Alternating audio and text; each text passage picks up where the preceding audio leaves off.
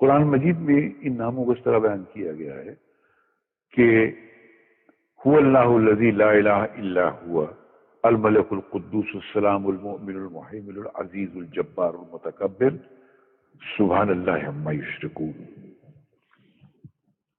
وہ اللہ ہی ہے جس کے علاوہ کوئی معبود نہیں ہے. یہ لفظ ہمارے بھائیوں کو سمجھنا بہت ضروری ہے کہ دنیا میں عبادت، کسی کو ماننا، کسی سے کچھ مانگنا، کسی کے سامنے سر جھکانا، وہ صرف اللہ کے لیے ہے کہ اللہ نے اپنے لیے مخصوص کر دیا ہے. تو آپ کوئی ایسا کام مت کیجئے عبادت کا جو کہ صرف اللہ کے لیے مخصوص ہے. اگر آپ نے کوئی ایسا کام کیا جو عبادت میں آپ اللہ کے لیے کرتے ہیں تو آپ اس کے ساتھ کسی کو شریک کرتے ہیں اور اسی کو شرک کہتے ہیں. تو کبھی مت کیجیے گا سر، کوئی کتنا بھی بڑا ہو. یہ صفت اللہ نے اپنے لیے خاص کر رکھی ہے. اللہ کے سوا کوئی کسی سے کچھ مانگ ہی نہیں سکتا ہے، کسی کی عبادت کر ہی نہیں سکتا ہے. یہ کیونکہ یہ آپ کو پہلی بار جو کلمہ میں پڑھایا گیا اس میں بھی گیا لا الہ الا اللہ محمد رسول اللہ، کہ دنیا میں اس پورے آپ کی زندگی میں کوئی عبادت کے لائق ہے ہی نہیں. کوئی بادشاہ ہو، کوئی بھی کیسا بھی ہو، پیغمبر ہو، رسول ہو، کچھ بھی ہو، وہ عبادت کے لائق ہے ہی نہیں، صرف اللہ. یہ مخصوص ہے اللہ کے لیے. اور اگر کسی نے بھول سے کسی سے مانگ لیا، کسی کے در بارگاہ میں جا کر کچھ مانگ لیا، تو اس نے اس کام میں عبادت کے ڈپارٹمنٹ میں اس کو اللہ کا شریک کر دیا سر. تو پھر اللہ نہیں بخشے گا سر.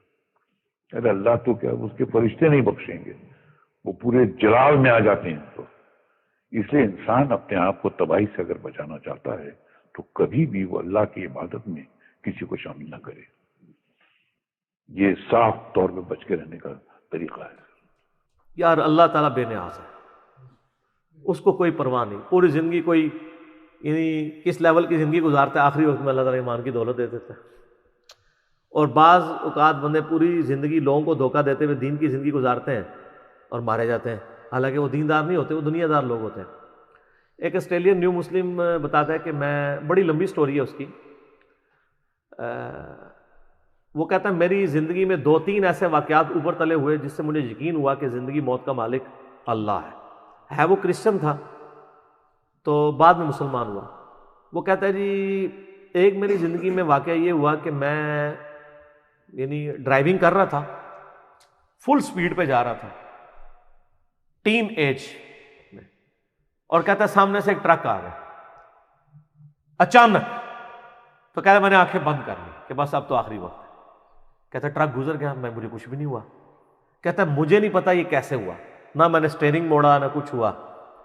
کہتا ہے بہرحال اس ایک لمحے کے اندر کہتا ہے مجھے اپنی زندگی کی کئی ایک چیزیں آخری وقت جب بندے کو آتا ہے تو کہتا ہے مجھے اپنی زندگی کے کئی واقعات ریمائنڈ ہونے شروع ہو گئے کہ اب تو میری موت آ گئی ہے، میں نے تو یہ برائی بھی کی ہوئی ہے، یہ برائی بھی کی ہوئی ہے، یہ برائی بھی کی ہوئی ہے.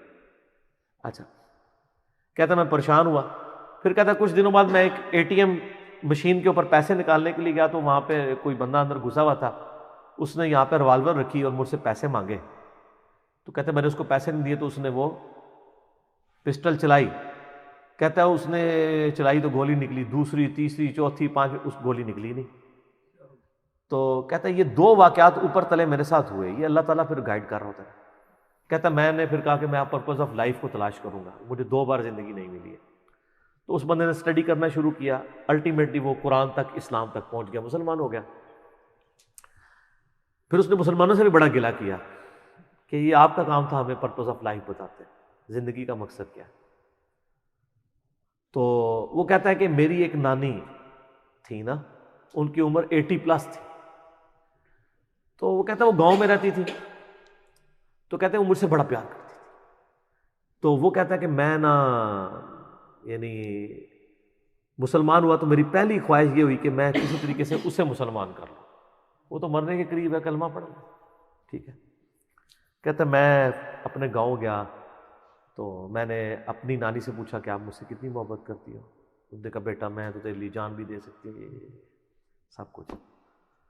تو اس نے کہا میں جان نہیں مانگ رہا، آپ صرف ایک دفعہ شہادت پڑھ کہ اللہ کو ایک مانو، जीसस क्राइस्ट भी पैगंबर हैं, वो भी अल्लाह के बेटे नहीं थे, और जीसस क्राइस्ट ने हमें खबर दी है कि आखिरी नबी आएंगे मोहम्मद रसूलुल्लाह सल्लल्लाहु अलैहि वसल्लम।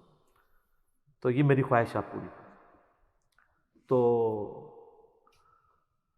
वो नानी कहती है कि मैं मजबूर हूँ तेरे साथ, मुझे प्यार ही इतना है, चल तू कहता है तो मैं कलमा पढ़ के मुसलमान हो जाती हूँ। हाय हाय, एक हफ्ते बाद वो फौत हो गई। ये जनाब तकदीर के फैसले हैं। कोई शख्स पूरी जिंदगी कोशिश करता रहता है, ईमान नहीं मिलता उसे, और कोई शख्स मरने से एक हफ्ता पहले अल्लाह ताला उसके घर तक इस्लाम पहुंचा देता है। दोनों जिंदगी में उसने याशी की, यहां भी अपनी मर्जी की जिंदगी गुजारी और आखिरत भी अपनी मर्जी की गुजारेगी। आय हाय, ये खुदा के फैसले। इसलिए मैं कहता हूं कि जिनके माँ बाप काफिर है ना जी, या बदअकीदा है, मुसलमान है और शिर्क के अंदर मुब्तला है, पाँव पकड़ने पड़े, पाँव चूमने पड़े, हद्दे रुकू झुके बगैर, पाँव भी चूम सकते हैं आप, हाथ चूमने पड़े, मिन्नत समाजत करनी पड़े, जैसा कि हम ये शख्स, कोई आम इंसान भी नहीं दे सकता कि उसके सामने एक बिल्ली भी आग में जल रही हो वो उसको बचाने की कोशिश करे।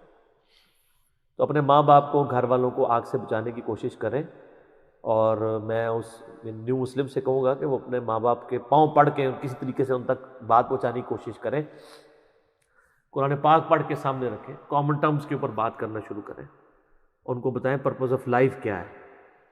दुनिया में इंसान इसलिए नहीं आया कि वो पैदा हो और वो खा पी के और बच्चे पैदा करके मर जाए, वो तो जानवर भी करते हैं। इंसान को अल्लाह ने एक सीरियस क्रिएशन बनाया और अल्लाह ताला के सामने इंसान ने जवाबदेह होना है।